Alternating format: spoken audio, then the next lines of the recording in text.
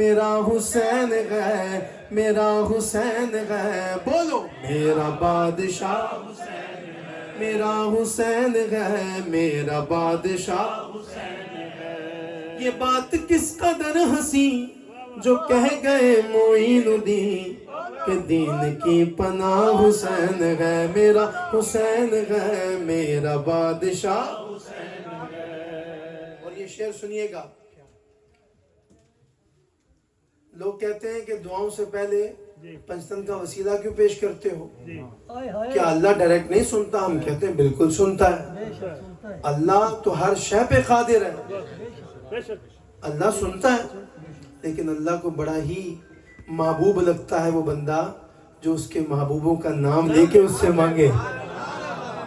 دعاؤں میں نداؤں میں جو واسطہ اسے بنائے گا، بہشت کی راہوں کا جو راستہ اسے بنائے گا، وہ سن لے نہ واسطے میں توڑ ہے بابا، نہ راستے میں موڑ ہے، ایسی سیدھی راہ حسین ہے۔ کرے کوئی جو ہمسری، ہمسری کہتے ہیں برابری، کرے کوئی جو ہمسری کسی کی کیا مجال ہے، حسین ہر لحاظ سے جہاں میں بے مثال ہے، یہ ہو چکا ہے فیصلہ نہ کوئی دوسرا حسن نہ کوئی دوسرا حسین ہے۔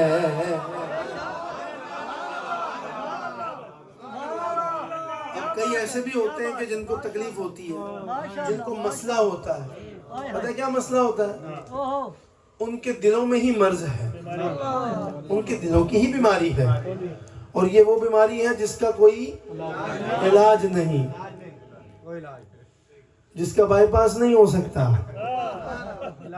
ہے، جس کا بائی پاس صرف جہنم کی طرف ہے۔ ہوتا ہے نا کہ شہر دے وچوں نہیں جانا، باہروں جانا ہے، تو انہیں باہر رہ جاندے کہ باہروں باہر ہی جہنم چاہے۔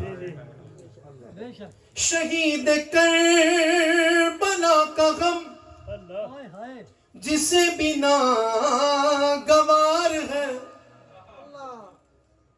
بھئی تیرا سگا بیٹا اگر دنیا سے چلا جائے تو جب اس بیٹے کا سال بعد وہ دن آئے جس دن وہ تجھ سے رخصت ہوا، تیرا دل اور تیرا کلیجہ چیرا جائے گا، تجھے بیٹے کی یاد اتنی ستائے گی کہ تیری آنکھیں اشکبار ہو جائیں گی۔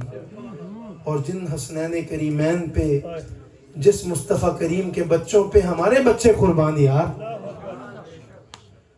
ان کا غم منائے تو تمہیں تکلیف اٹھتی ہے، تمہیں ہول اٹھتے ہیں۔ یہ شعر سن لو، میں اگلے کلام اور پھر انشاءاللہ یہ اختتامی ہے مناقب۔